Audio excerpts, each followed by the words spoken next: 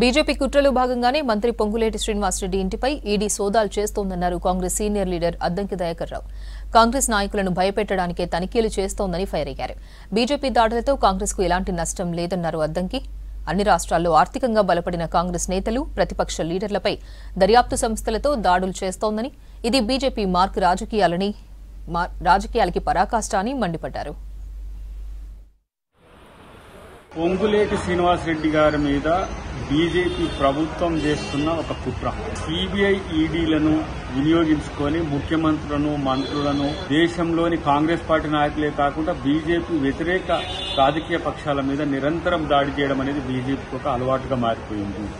దానిలో భాగంగానే ఈ రోజు పొంగులేటి శ్రీనివాసరెడ్డి గారి మీద జరుగుతున్న దాడి, ఇది కాంగ్రెస్ ప్రభుత్వంలో ఉన్న నాయకులను భయపెట్టడానికి, వాళ్ళ యొక్క మానసిక స్థైర్యాన్ని దెబ్బతీసే ఒక కుట్రగా మేము భావిస్తాం. అది కర్ణాటకలో డీకే శివకుమార్ గారి మీద జరిగింది. ఇటువైపు ఏ రాష్ట్రంలో ఆర్థికంగా కొంత బలపడి ఉన్న నాయకుల మీద ఇలాంటి కుట్రలు చేస్తుంది. మా సోనియా గాంధీని, రాహుల్ గాంధీనే సిబిఐ ఈడీలు వదలకుండా చేసిన మోడీ ప్రభుత్వం దీనికి మూల్యం చెల్లించుకోక తప్పదు. ఇలాంటి దాడులతో కాంగ్రెస్ పార్టీకో, కాంగ్రెస్ ప్రభుత్వానికో వచ్చే నష్టం లేదు. వ్యక్తిగతంగా పొంగులేటి శ్రీనివాసరెడ్డి గారికి కూడా వచ్చే నష్టం లేదు.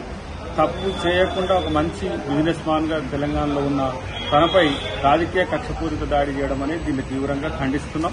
డెఫినెట్ గా ఇది బీజేపీ మార్క్ రాజకీయానికి ఇది పరాకాష్ట అని చెప్పబడ్డారు.